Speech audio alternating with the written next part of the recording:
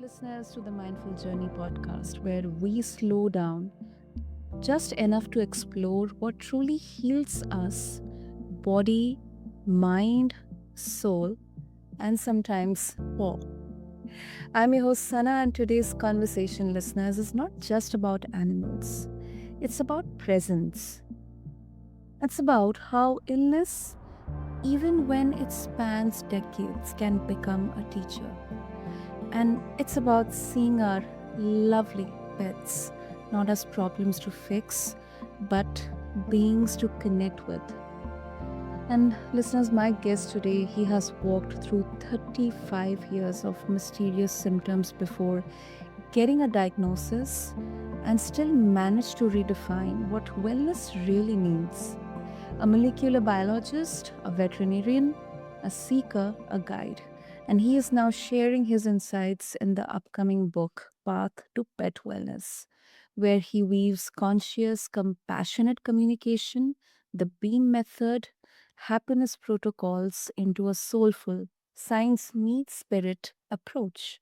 So, if you have ever wondered how to truly support your pet's quality of life or your own, this conversation is for you. So, meet my guest listeners, Jeff Feinman. So, Jeff, welcome to the show, and I'm really, really honored to have you with us. And I am honored and pleased to be here with you, Sana. Thank you for having me. Thank you, Jeff. Um, Jeff, to begin with, I mean, it's so beautiful to kind of have a journey which unfolds in itself. So, um, you lived with undiagnosed symptoms for 35 years, which started way back in 1975, before finally getting answers in 2010. So, if you can maybe, share a glimpse into it. I mean, how did navigating that uncertainty, how did it shape your understanding of healing?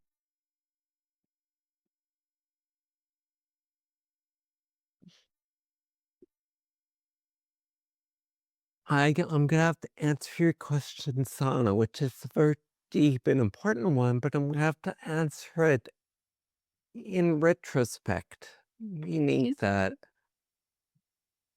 I have a context to understand 35 years of basically uncertainty and suffering and depression and anxiety Yeah. from symptoms and from a disease that nobody could diagnose. And Mm. things changed about 25 years ago. Before the diagnosis, they all changed when I discovered mindfulness, yoga, Ayurveda, energetic approaches to the way the body really operates on a physiologic level, but also on a mind level, as far as what we can do to control, our thoughts, meditation, through practice, through ritual. And it became a method of pet care that I began to practice and incorporate. And then when I was diagnosed in 2010, I realized that diagnosis really would not affect what I was doing. The doctors had nothing to offer me, as they often do. And with the animals, when they have chronic returning conditions, it's basically keep them on the drugs or keep giving the drugs. And what I learned is that by going to that place of quiet and peace and surrender with my own symptoms and doing the same with our animals, we can help them have their best lives the way I'm having my best life, I feel, at this age. Which is not the case, which was not the case a decade ago. When I turned 50, I was pretty sure I wouldn't even make it to 60. No. Yeah. And, a lot of the shift occurred because of mindset stuff.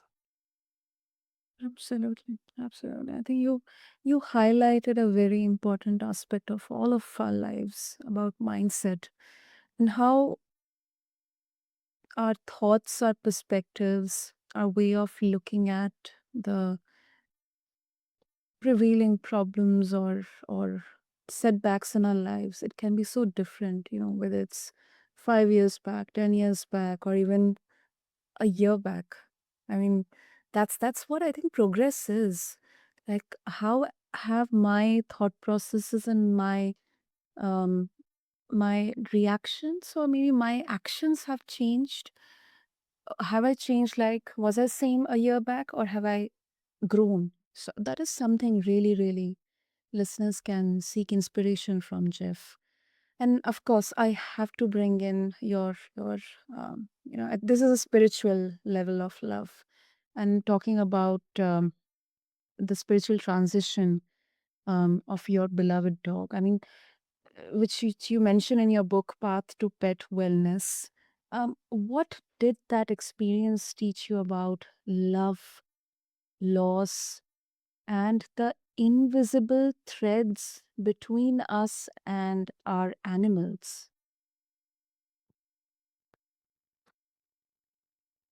Yeah, Archie was the name of the dog, and Mhm. actually he was the inspiration for the completion of the book. The book started over a decade ago Mhm. as a science-based way to explain natural healing and the practices that we're talking about. But in 2023, Archie began his transition, and as he began and I was cognizant of it as a relatively new graduate of the Eckhart Tolle School of Awakening and a deeper understanding of connection and of love and energy is all being part of our universe. I began to walk with Archie along his last few months, and so it was a transcendent experience such that even after he passed, he was still sending me messages, many of which informed the book. And actually, I finished the book right after he passed. Wow. And um, So what sorry to answer more directly to your question. What I've learned about love is that it's hmm. And do you see death differently now, like as a beginning or a message or something else entirely? yeah, that's death is to me, and I think to many people throughout the ages, death is really just another stage of the energetic life that we have that begins before life, that we come into our bodies, our energy, our souls come into our bodies. Their souls come into their bodies when they're born. Mhm. And when they transition out of their bodies, their energy, which is never created or destroyed, that energy is all around us. And I still, when I meditate, I still see Archie, being with me. And I think all of our beloved companion animals that have left us are still all around us as part of our spirit team. Totally, totally. I absolutely agree with you.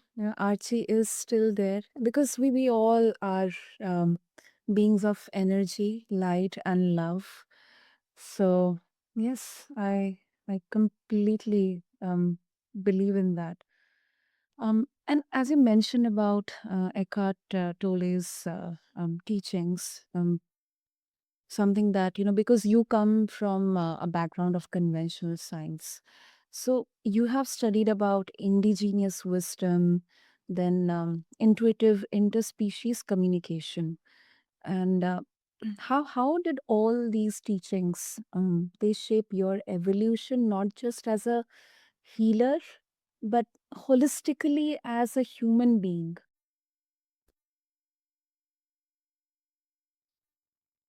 It really all began as my seeing at an energetic level Mhm. that our bodies and their bodies are energetic. We're alive because of energy. Energy drives all cells in the body. and the confluence of Archie's passing, Eckhart Tolle's School of Awakening, and a university-sponsored conference on interspecies intuitive communication or intuitive interspecies communication just really showed, emphasized the connectedness of everything and how really the answer to many, many issues is to go with the flow and just try and surrender and accept the situation and be in the now, which is, of course, Eckhart's main teaching is that the past, the present, they are there to create anxiety in our mind, uncertainty. But if we live in the now, and the more that we live in the now, the happier and the better we're going to be as human beings. And the beauty of our animals is they always live in the now. They are what Eckhart calls the guardians of our being. So we're human beings. The humans are always doing stuff, but we need to be being more. And that's what our animals are here for, to help us be better people. Lovely, lovely. Ah, that's really, really heartwarming, uh, Jeff. And um, as you mentioned about animals, I mean, at some point of time, Jeff, you stopped just treating symptoms. As you mentioned about living in the now, and you started looking at the quality of life. So, uh, what did that shift mean for you personally, and also how can how how did it show up for the animals and the people that you serve? Well, I mean, the approach, the shift started with my own symptoms in 1975 and realizing that fighting against them was creating more problems than solutions. So that's a symptom focus that we learn in medical school or vet school. That's what medicine is based on, getting rid of symptoms. That approach is kind of the opposite of the quality of life approach, where we use symptoms as a clue to what's going on with the body, and by working with and not trying to get rid of symptoms, but rather working with them, they actually can have a better life. And I'll just give you a quick example that happened a half hour ago. Mhm. My new pup, who was a rescue that was from a shelter, born and raised, and came to me in November with many, many fears. Couldn't even walk in the door. Couldn't walk up and down, couldn't do life because she had no socialization. She's being treated with homeopathy, and her energetic being is beginning to even out, so her fears are resolving. And now her favorite thing is going out for a walk and playing and blah, blah, blah. But she just had another homeopathic remedy yesterday and is having a little bit of an initial response whereby her body is kind of revisiting those symptoms from November. So, like right before we talked, we were outside playing and she was afraid to come in, that kind of thing. So, and I just gradually, I didn't reprimand her, I didn't get upset. I just worked with her and told her it was okay. And, we're down here together right now within a few minutes. And we can do that with any symptom by that shift that you mentioned, that shift from quality of life, from symptoms to quality of life. I wish this could be uh, the same way we could communicate with humans as well. That it is fine, it is okay. And we just have to make that mindset shift. And we have to kind of not give our power away to others, whether it's a veterinarian or a doctor or a neighbor or a relative. We are the quarterback of our own healthcare team, and we are theirs as well. We are the people that know our animals the best. So when you have a gut or intuitive feeling that something's going on, but you go to the vet and they say, nope, your animal's fine. You still want to pursue that feeling because there's almost certainly something going on at the energetic level that hasn't expressed yet at the physiologic level, which is all that we're able to examine as veterinarians or doctors. Right. Does that make sense? Absolutely. Yes. More than that. More than that.